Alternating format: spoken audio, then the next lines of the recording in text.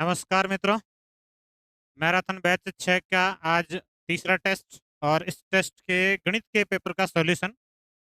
Marathon batch और test series दोनों हैं, जिसमें बैच के स्टूडेंट भी होते हैं और इसके अलावा जो केवल टेस्ट सीरीज लेना चाह रहे हैं वो भी स्टूडेंट इसमें शामिल रहते हैं।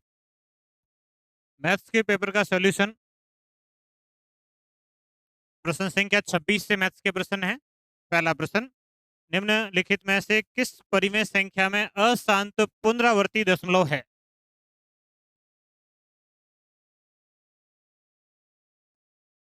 ये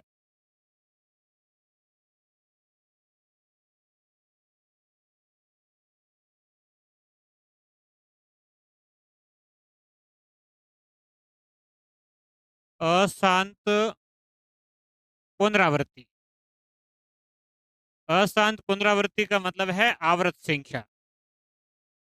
दशमलव के बाद कोई अंक यदि बार बार आता है तो वो आवर्त संख्या होती है। जैसे 1.33 ऐसी कोई संख्या आती है जिसमें ये 3 बार बार आता है, तो ये आवर्त संख्या है। और प्रश्न कह रहा है कि इनमें से कौन सी आवर्त संख्या है। आवर्त संख्या के लिए होता है कि यदि किसी संख्या के भाग में 3, 6, 9 या इनके कोई कॉम्बिनेशन से, या 7, 14, 21 इनके कोई कॉम्बिनेशन से ऐसी संख्या यदि भाग में आती है तो वहां पर जो संख्या आएगी वो आवर्त संख्या ही आएगी। और दूसरा होता है 2, 5 या इनके किसी कॉम्बिनेशन का 4, 8, 16, 10, 20 किसी कॉम्बिनेशन का यदि भाग देंगे तो शांत दशमलव संख्या आएगी। मतलब इस स्थिति में भाग पूरा हो जाता है, शांत दशमलव आता है, और इन स्थितियों में भाग पूरा नहीं होता है। और यहाँ पर ये 17/6 एक आवर्त संख्या है। 17 में यदि 6 का भाग देंगे तो भाग पूरा नहीं होगा, ये एक आवर्त संख्या आएगी। तो इसका आंसर ऑप्शन नंबर डी। इनके भाग में 1600, 8, 50 ये इनका कॉम्बिनेशन है और ये शांत दशमलव ही आएगी। बाकी आप भाग देके पता कर सकते हैं कि 17 में यदि 6 का भाग दिया जाए तो भी आपको पता चल जाएगा संख्या आवर्त संख्या है या नहीं है।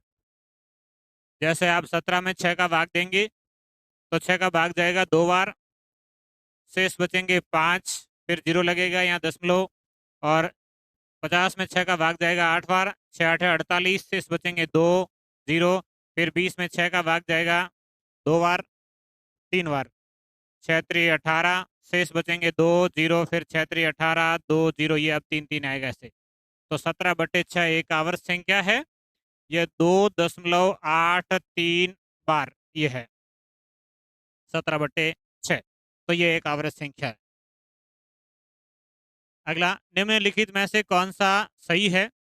एक तर्क संगत संख्या का दशमलव विस्तार समाप्त हो रहा है। एक परिमेय संख्या का दशमलव विस्तार गैर शांत है। एक आवर्त संख्या का दशमलव विस्तार समाप्त हो रहा है।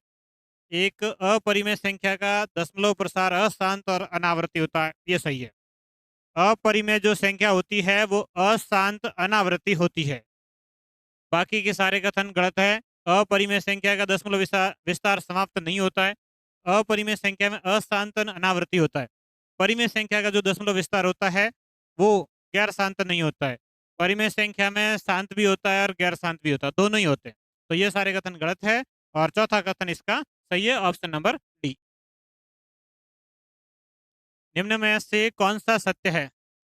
दो परिमेय, ये और नहीं है, दो परिमेय संख्याओं का योग, दो परिमेय संख्याओं का योग हमेशा एक परिमेय संख्या ही होता है। इसका ऑप्शन नंबर सी है। दो परिमेय संख्याओं का योग परिमेय संख्या ही होता है। दो परिमेय संख्याओं का घटाव परिमेय संख्या होता है। दो परिमेय संख्याओं का गुणा परिमेय संख्या होता है। और यदि दो परिमेय संख्याओं का भाग होता है तो वो परिमेय संख्या नहीं होता है, बाकी सारे होते हैं। अगला, दिए गए कथनों पर विचार कीजिए। किन्हीं दो परिमेय संख्याओं के बीच निश्चित परिमेय संख्या होती है। दो परिमेय संख्याओं के बीच अनेक परिमेय संख्या होती है। कोई भी यदि आप दो परिमेय संख्या लिखते हैं जैसे 2 और 3, इनके बीच में अनंत परिमेय संख्याएं होती है। 2.1, 2.11, 2.123 ऐसे अनंत सारी संख्याएं। इनके बीच दो परिमेय संख्याओं के बीच अपरिमेय संख्या होती है, निश्चित अपरिमेय संख्या नहीं होती है। दो परिमेय संख्याओं के बीच अनंत परिमेय संख्याएं होती है, ये इसका सही आंसर है। दो परिमेय संख्याओं के बीच अनंत परिमेय संख्याएं होती है, ऑप्शन नंबर 2 बी। कोई भी दो परिमेय संख्या उनके बीच में अनंत परिमेय संख्या होती है। 2 नंबर कथन इसका सही आंसर है। निम्नलिखित कथनों पर विचार कीजिए। प्रत्येक पूर्णांक एक परिमेय संख्या है। प्रत्येक पूर्णांक एक परिमेय संख्या सही है। सभी परिमेय संख्याएं एक वास्तविक संख्या है, ये भी सही है। परिमेय संख्याएं वास्तविक होती है और पूर्णांक परिमेय होता है, तो दोनों ही सही है। 1 और 2 इसका ऑप्शन नंबर सी राइट है। अगला, निम्नलिखित में से कौन सी एक अपरिमेय संख्या है? तो ये परिमेय संख्या है, पूर्ण वर्ग संख्या, इसका वर्गमूल हो जाएगा। ये एक भिन्न है, परिमेय संख्या होगी। शांत दशमलव है, ये परिमेय होगी। और ये अशांत अनावर्ती है, 1 2 फिर 1 1 2 ऐसे अलग अलग संख्याएं आई है, तो ये अशांत अनावर्त है। इसका मतलब ये अशांत अनावर्त है।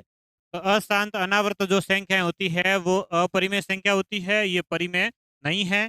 ये तीनों परिमेय संख्याएं और ये अपरिमेय। प्रश्न आपका पूछ रहा है कि अपरिमेय कौन सी है, तो ये अपरिमेय है। ये तीनों परिमेय संख्याएं। निम्नलिखित में से कौन सी संख्या न तो अभाज्य है और न ही भाज्य है? तो ये एक ही ऐसी संख्या जो भाज्य और अभाज्य में नहीं आती है, वो है एक। एक न भाज्य है और न ही अभाज्य। अगला, निम्नलिखित कथनों पर विचार करें। प्रत्येक संयुक्त संयुक्त या भाज्य संख्या एक प्राकृतिक संख्या होती है, सही है। प्रत्येक भाज्य संख्या या प्रत्येक अभाज्य संख्या प्राकृत संख्या होती ही है। प्रत्येक पूर्ण संख्या एक प्राकृतिक संख्या होती है, नहीं, यह कथन गलत है। प्रत्येक पूर्ण एक प्राकृतिक नहीं होती है कि 0 एक पूर्ण संख्या है, लेकिन यह प्राकृत संख्या नहीं है। तो प्रत्येक पूर्ण संख्या प्राकृत संख्या नहीं होती, तो कथन गलत है। पहला सही है। सत्य कथन कौन सा है? तो 1 नंबर सत्य है, 2 नंबर असत्य है। 3 निरंतर संख्याओं का जोड़ 87 है। इन 3 संख्याओं में अधिकतम संख्या है। इस तरह का प्रश्न जब भी आए कि ये 3 संख्याओं का जोड़ है, आप इसको सीधे तरीके से कर सकते हैं कि आप इसमें 3 का भाग दे दो। 3 संख्याओं का जोड़ है, 3 का भाग देंगे तो 87 में 3 का भाग 2 शेष बचेगा, 27 में 9 बार 29 बार जाएगा। तो यहाँ पर ये 29 जो आएगी, इन तीनों संख्याओं में से बीच की संख्या आएगी। 3 निरंतर संख्या है, बीच वाली संख्या 29, इससे पहले की संख्या 28 और इसके बाद की संख्या 30। इन तीनों का जोड़ 87 होगा। जब ऐसा प्रश्न आए तो 3 का भाग दिया, बीच वाली संख्या आ गई 29। अब वो एक 29 से पहले होगी, एक 29 के बाद होगी। 29 से पहले 28, 29 के बाद में 30। ये 3 संख्याएं, इनका जोड़ 87 है। और आपको पूछा है कि अधिकतम संख्या इनमें से कौन सी है, तो 30। इसका आंसर होगा ऑप्शन नंबर डी, 30। फिर अगला 1 2 3 4, ये लगातार प्राकृत संख्या है, इनका योग 30 तक है, फिर 31, फिर वापस 30 29, मतलब 1 से लेके 30 तक का जोड़। इधर भी 1 से 30 और बीच में एक संख्या है 31। अब इस तरीके के प्रश्न को हल करने के 2 तरीके रहते हैं कि आप 1 से लेके 30 तक प्राकृत संख्याएं जोड़ो, फिर इसको डबल कर दो कि ये 2 बार है, और फिर उसके साथ में एक और संख्या जोड़ लीजिए, कौन सी? 31। 1 से 30 तक की जोड़ की, और उसके बाद में इसको डबल कर लेंगे कि ये 2 बार 1 से 30 इधर भी है, 1 से 30 इधर भी है। एक संख्या बीच में अलग है 31, उसको जोड़ सकते हैं। और इसका एक शॉर्ट ट्रिक भी है कि ऐसा प्रश्न आ जाए तो इस संख्या का वर्ग कर लो, बीच में जो संख्या है उसका वर्ग कर लो। 31 का वर्ग 961, तो इसका आंसर आएगा 961। प्राकृत संख्याओं के योग के फॉर्मूले से कर सकते हैं। इसका डायरेक्ट शॉर्ट ट्रिक भी है कि यदि ऐसे सीक्वेंस में संख्याएं आए, 1 से 30 इधर, 1 से 30 इधर, बीच में 31 है, तो ये जो जोड़ आएगा वो 31 का वर्ग होगा, और 31 का वर्ग कितना था? 961। तो इसका आंसर ऑप्शन नंबर ए। जोड़ से भी कर सकते थे आप, 1 से 30 तक जोड़ करते, 30 गुणा 31 बटे 2, और ये 2 बार इसलिए इसको 2 से गुणा करेंगे, फिर इसके साथ में क्या जुड़ेगा? 31। ये 2 से 2 काट दो, 30 गुणा 31 करके 31 जोड़ेंगे तो ये 31 का वर्ग आ जाएगा। 30 का 31 से गुणा करके साथ में 31 जोड़ लेना। 30 का 31 से गुणा करेंगे 0, 3 का 1 से गुणा 3, और 3 का 3 से गुणा 9, इसके साथ में 31 जोड़ेंगे तो ये हो जाएगा 961। इस तरीके से कर सकते हैं डायरेक्ट। सीधा याद रखें कि बीच वाली संख्या का वर्ग कर लीजिए, इसका आंसर आएगा 31 का वर्ग 961। 100 अंकों की कुल कितनी संख्याएं हैं? 100 अंकों की कुल संख्याएं कितनी? ये थोड़ा सा अलग अलग तरह का प्रश्न है। जैसे 1 अंक वाली संख्याएं कितनी है, ऐसे प्रश्न पूछा जाता है, तो 1 अंक की टोटल संख्या 9 है, 1 से लेके 9 तक। आपको पूछे कि 2 अंक की कितनी संख्या है, तो 2 अंक की संख्या है 90।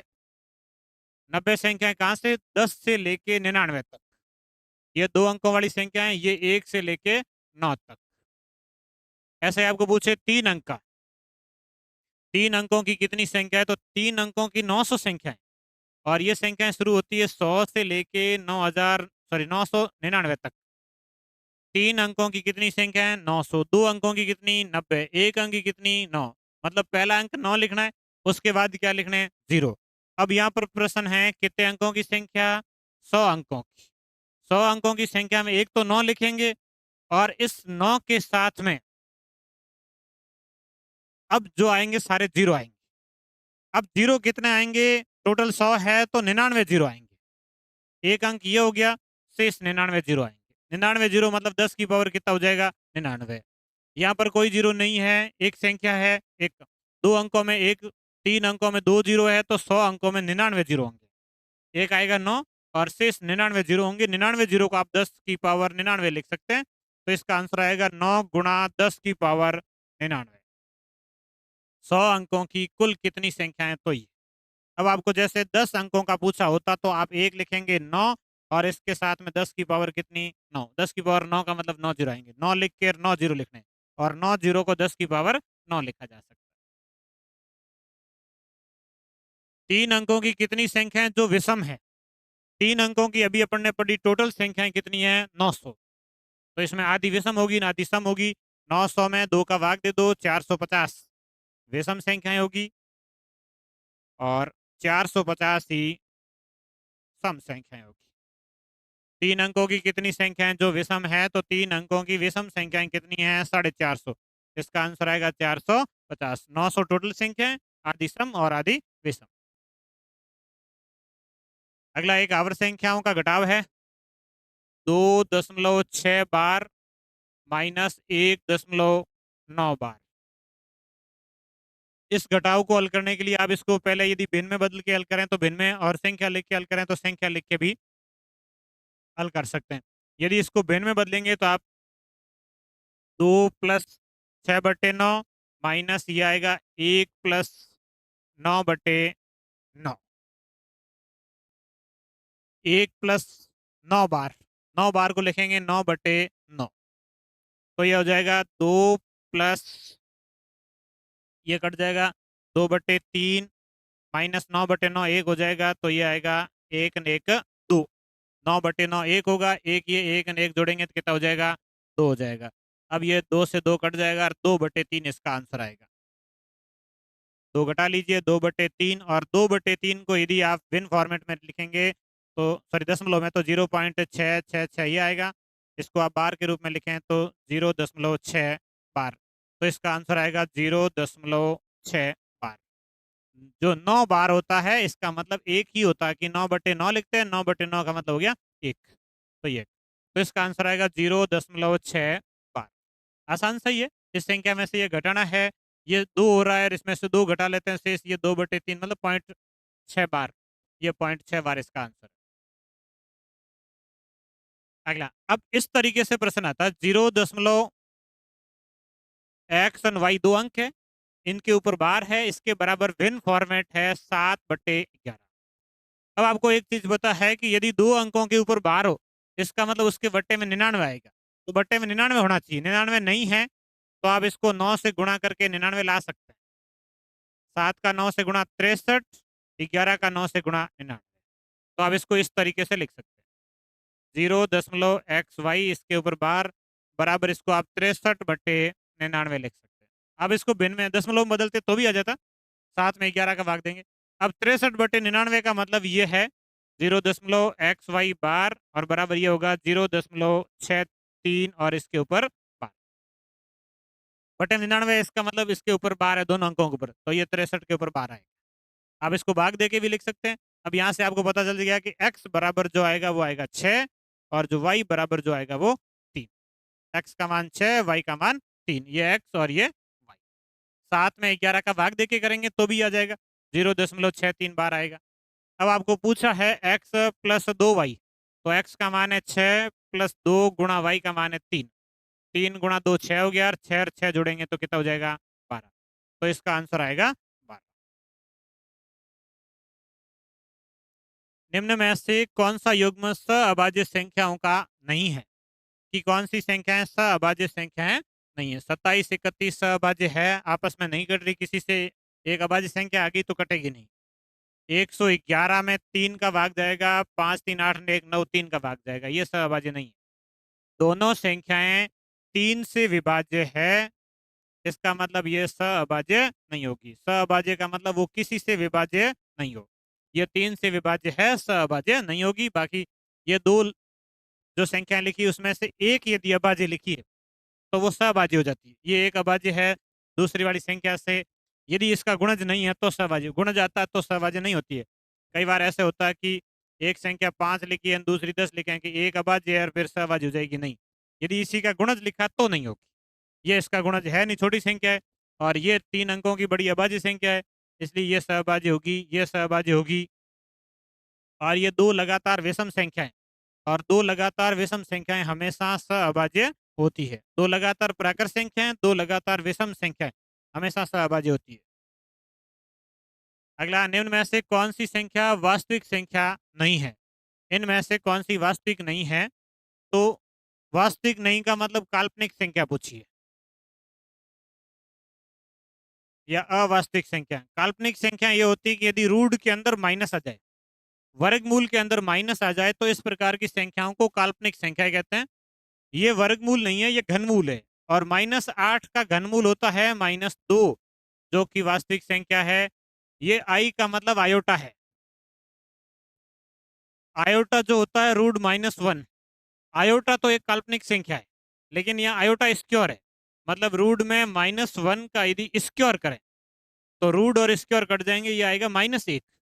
और -1 वास्तविक संख्या है, ये वास्तविक है, ये वास्तविक है, क्योंकि माइनस वाली संख्याओं का घनमूल होता है, माइनस की संख्याओं का वर्गमूल नहीं होता है। तो ये 8 जो है इसका घनमूल हो गया। ये आयोटा स्क्वायर, आयोटा का मतलब होता है रूट में -1, और इसका यदि स्क्वायर करें तो ये आएगा -1, जो कि वास्तविक संख्या है। यदि दो संख्याएं रूट में इस तरह से लिखी हो तो इनका गुणा जो होगा, रूट -2 का -3 से गुणा करेंगे तो 6 हो जाएगा। रूट 6 भी कैसी संख्या है? वास्तविक है, माइनस नहीं आया। ये जो संख्या है इसमें माइनस है, रूट के अंदर माइनस है, इसका मतलब ये संख्या वास्तविक नहीं है, क्योंकि इससे गुणा होके ये माइनस नहीं कटेगा। यहाँ दोनों माइनस गुणा होके प्लस हो जाएंगे, लेकिन ये नहीं होगा। तो ये जो ऑप्शन नंबर डी में लिखी है ये वास्तविक संख्या नहीं है, ये एक काल्पनिक संख्या है। अगला, निम्न में से कौन सा कथन असत्य है? पूर्णांकों का गुणनफल समृद्ध है, बिल्कुल, पूर्णांकों का गुणा पूर्णांक ही होता है, सत्य है। परिमेय संख्याओं का भाग असमर्थ है, ये अभी थोड़ी देर पहले पढ़ा था कि दो परिमेय संख्याओं का भाग हमेशा परिमेय संख्या नहीं होता है, असमर्थ है, सही है कथन।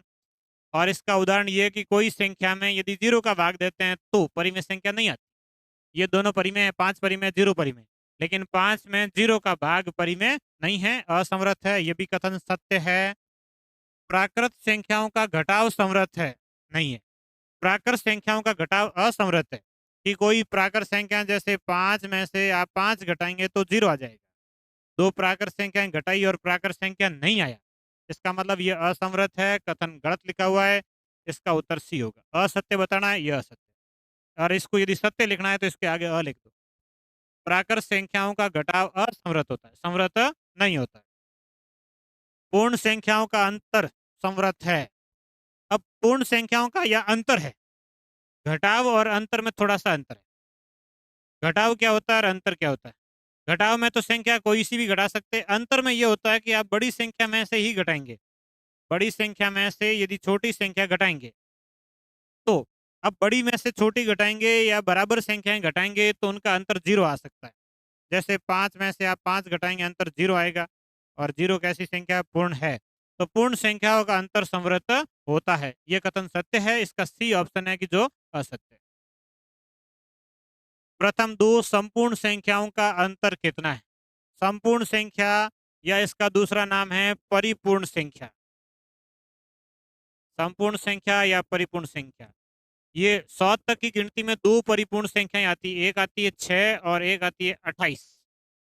और परिपूर्ण या संपूर्ण संख्या की परिभाषा ये है कि ऐसी संख्या जिसके गुणनखंडों का योग संख्या से डबल हो। 6 के गुणनखंडों का योग 12 होता है, 28 के गुणनखंडों का योग 56 होता है। ये दो ऐसी संख्या हैं जिनके गुणनखंडों का योग संख्या से डबल है, और इस संख्या की जो नामकरण में जो नाम दिया गया वो दिया गया परिपूर्ण या संपूर्ण संख्या।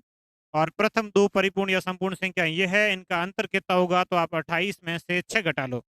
28 में से 6 घटाएंगे तो कितना आएगा, 22। तो प्रथम दो संपूर्ण संख्याओं का अंतर कितना है, 22। अगला, निम्न में से कौन सी हार्डी रामानुज संख्या नहीं है। हार्डी रामानुज संख्या ऐसी संख्या जिसको दो भिन्न तरीकों से दो संख्याओं के घनों के योग के रूप में लिख सकते हैं, जिसमें सबसे छोटी हार्डी रामानुज संख्या है 1729। इसको आप ऐसे लिख सकते हैं कि 10 का घन और 9 का घन, 10 का और 9 का घन जोड़ेंगे 1729 आएगा। 12 का घन और 1 का घन जोड़ेंगे तो भी 1729 आएगा। ये हार्डी रामानुज संख्या की परिभाषा है कि दो तरीकों से और दो संख्याओं के घनों के योग के रूप में लिख सके। तो 1729 हार्डी रामानुज है, 4104 हार्डी रामानुज है, 13832 है, 20863 नहीं है। ये संख्या 20683 है। 20683 हार्डी रामानुज संख्या है, 20863 नहीं है। सबसे छोटी हार्डी रामानुज संख्या 1729 है। उसके बाद तीन ये संख्याएं और, इनमें से कौन सा असुमेलित है। 0.9 बार के बराबर एक होता है, ये अभी पढ़ा था। 0.9 बार का मतलब है 9/9, और 9/9 कितना होता है, एक होता है, ये सुमेलित है। 0.4 बार, 4 के ऊपर बार है, इसका मतलब ये आएगा 4/9, ये सुमेलित है। 0.35, 5 के ऊपर बार है तो इसको ऐसे लिखेंगे 0 + 35 - 3/90। 35 में से ये बिना बार की संख्या वापस घटेगी, बटे में एक संख्या के ऊपर बार इसलिए 9 आएगा, एक बिना बार की इसके लिए 0 आएगा। 35 में से 3 घटाएंगे तो ये आएगा 32/90। 32 और 90 2 से काटेंगे तो 16/45। तो ये 16/45 ये भी सुमेलित है। अब संख्या जो बची है ये लास्ट, ये सुमेलित है कि नहीं, 3 सुमेलित है तो यह सुमेलित ही होगा, और इसका आंसर आएगा 2 + 23/99। ये अब 99 का 2 से गुणा करना है और उसमें कितना जोड़ना है, 23 जोड़ना है। 99 का 2 से गुणा करेंगे तो 199 आएगा। 198 में 23 जोड़ेंगे तो ये 221 आएगा। 221/99। 99 गुणा 2 198, 198 में 23 जोड़ेंगे तो 221/99, ये 219/99 लिखा है। ये सुमेलित नहीं है, इसका आंसर होगा डी। 3 सुमेलित है, चौथा सुमेलित नहीं। निम्न में से कौन सी संख्या परिमेय संख्या है। पाई अपरिमेय है। पाई एक अपरिमेय संख्या है। √7 वर्गमूल वाली सारी संख्याएं जो पूर्ण वर्ग नहीं है अपरिमेय होती है। 2/36, 2 और 36 कट जाएगा, 1/18। और ये प्रश्न में थोड़ी सी प्रिंट मिस्टेक है, 36 की जगह 32 है, ये 2/32 था। 2/32 कट जाएगा, 1/16 और 1/16 का रूट करेंगे तो 1/4 जो भिन्न आएगी, जो परिमेय संख्या है। भिन्न कैसी संख्या होती है, परिमेय संख्या होती है। और ये √3 और √5 का गुणा करेंगे तो √15 होगा। √15 वर्गमूल नहीं होता है, तो ये संख्या कैसी है, अपरिमेय संख्या है। ये प्रश्न में थोड़ी सी प्रिंट मिस्टेक है, 2/36 की जगह 2/32 था। 2/32 रहता तो 1/16 होगा, 1/16 का वर्गमूल हो जाएगा 1/4, भिन्न जो आगे परिमेय होगी। तो कौन सी परिमेय संख्या है, तो इसका आंसर सी है। प्रथम 5 समभाज्य संख्याओं का योग कितना होगा। समभाज्य, पहले तो भाज्य संख्या है, फिर उसमें भी सम। सबसे छोटी भाज्य संख्या है 4 जो सम है। 4 के बाद भाज्य संख्या 6, फिर 8, फिर 9 भाज्य है लेकिन सम नहीं है तो उसको नहीं लेना है। 9 के बाद आएगा 10 और 10 के बाद आएगा 12, ये समभाज्य। प्रथम 5 समभाज्य, इनका 6 4 10, 12 8 20, 10 30 और 10 ये 40। तो प्रथम 5 समभाज्य संख्याओं का योग कितना होगा, 40 होगा। 6 4 10 होगा, 12 8 20 होगा, 20 10 ये 30 10 ये 40। प्रथम 5 समभाज्य संख्याएं जो है उनका योग कितना है? 40 है। 3 अंकों की सबसे बड़ी व सबसे छोटी अभाज्य संख्याओं का अंतर कितना है? 3 अंकों की सबसे बड़ी अभाज्य संख्या 997, 3 अंकों की सबसे छोटी अभाज्य संख्या 101। अंतर कितना आएगा? 7 में से 1 घटाएंगे 6, 9 में से 0 घटाएंगे 9 और 9 में से 1 घटाएंगे 8। तो इसका अंतर आएगा 896। Option number B. ये 3 अंकों की बड़ी अभाज्य संख्या, ये 3 अंकों की छोटी अभाज्य संख्या। अगला आवर्त संख्याओं का जोड़ है। 0.37 बार है, सीधा ही जोड़ सकते हैं कि 0.3737 ऐसे आएगा। 37 बार का मतलब ये 3737 आएगा। और ये 8.56565656 ऐसे आएगा। और ये 1.23232323 ऐसा आएगा। और ये इस तरीके से आगे चलता रहेगा। इनको आप ऐसे जोड़ भी सकते हैं, यहाँ से आपको एक सीक्वेंस मिल जाएगा कैसे आंसर आ रहा है। जैसे ये 6 और 7, 6 7 7 3 10 6 16 हो रहा है। ऐसे लगेगा 1 और 3 1 जुड़ेगा 4, 4 5 9 10 11, 11 में यहाँ कितना आएगा? 1, फिर हासिल लगेगा 1। मतलब इधर से भी एक हासिल तो आया, एक हासिल इधर से भी आया, तो जो इधर संख्याएं आएगी उनमें से हासिल आना ही है, क्योंकि ये अनंत रूप से चल रही। तो इस 6 की जगह कितना आएगा? 7 आएगा। इस 6 की जगह कितना आएगा? 7 आएगा। ये ध्यान रखना है कि इनका जोड़ कर रहे हैं। 7 3 10 6 16 हो रहा है। 16 में 6 लेके 1 हासिल दे रहे हैं, वो 1 यहाँ आएगा, 1 इसमें जुड़ेगा। 3 1 कितना होगा? 4, 4 5 कितने होंगे? 9, 9 2 कितना होगा? 11, 11 में यहाँ कितना आएगा? 1, वो हासिल जाएगा, वो इसमें हासिल जाएगा, तो वापस वही 7 आएगा, फिर 1 आएगा, 7 आएगा, 1 आएगा, 7 आएगा, 1 आएगा, और यहाँ से 1 हासिल इधर आएगा। तो 8 1 9 1 कितना हो जाएगा? 10। तो ये 10.171717 इस तरीके से आएगा। और इसको आप यदि आवर्त के रूप में लिखें, बार के रूप में, तो ये 10.17 और 1 7 के ऊपर बार। इसका आंसर ए। भिन्न में बदल के जोड़ करने की आवश्यकता ही नहीं, आप इस तरीके से थोड़ा सा दिमाग लगाएं कि यहाँ 16 ना होकर कितना आएगा? 17 आएगा। इधर 17 17 आ रहा है तो इधर भी 17 ही आएगा, इसी सीक्वेंस में आ रहे। तो ये आएगा 10.17 और इसके ऊपर बार। ऑप्शन नंबर ए सही। दो पूर्णांक पी और क्यू दोनों एक से बड़े हैं, इसका मतलब एक से बड़े हैं, जो कि सापेक्ष अभाज्य। सापेक्ष अभाज्य का मतलब होता है सहअभाज्य। सापेक्ष अभाज्य या सह अभाज्य एक ही चीज है। के संदर्भ में निम्नलिखित कथनों पर विचार करें। दो आपस में सहअभाज्य है, तो P और Q दोनों अभाज्य संख्याएं हो सकती है, बिल्कुल हो सकती है। P और Q दोनों अभाज्य है तो वो सहअभाज्य होगी। P और Q दोनों भाज्य संख्याएं हो सकती है, बिल्कुल दोनों भाज्य संख्याएं भी हो सकती है। दो भाज्य संख्याएं जो, जैसे 8 एक भाज्य संख्या है, 9 एक भाज्य संख्या है। 8 और 9 दोनों भाज्य संख्याएं तो है, लेकिन सहअभाज्य आपस में नहीं घट रही है। P और Q में से एक अभाज्य संख्या, दूसरी भाज्य संख्या। P और Q में से एक अभाज्य और एक भाज्य, ऐसा भी हो सकता है। जैसे कि 7 और 6 एक भाज्य एक अभाज्य, तो आपस में क्या है? सापेक्ष है, अभाज्य है। तो सापेक्ष मतलब सहअभाज्य, तो सहअभाज्य तीनों कंडीशन से हो सकती है, ऐसा नहीं कि होगा ही, हो सकती है। कह रहा है कि P और Q दोनों अभाज्य संख्या हो सकती है, बिल्कुल हो सकती है। दो अभाज्य संख्याएं सहअभाज्य हो सकती है, दो भाज्य संख्याएं भी सहअभाज्य हो सकती है, एक भाज्य और एक अभाज्य भी सहअभाज्य हो सकती है। हो सकती है, हमेशा होगी ऐसा नहीं है। यदि ऐसा होता तो नहीं होता, हमेशा होती तो नहीं होता, लेकिन हो सकती है तो होगा। तो इसके तीनों कथन सही है। इसका ऑप्शन नंबर डी सही है। टोटल 25 प्रश्न थे, इन 25 प्रश्नों का ये सॉल्यूशन हो चुका है। और इसकी जो आंसर की है, पेपर पूरा प्रश्नों के आंसर लगे हुए टेलीग्राम चैनल से आपको पूरे पेपर के आंसर की भी मिल जाएगी। धन्यवाद।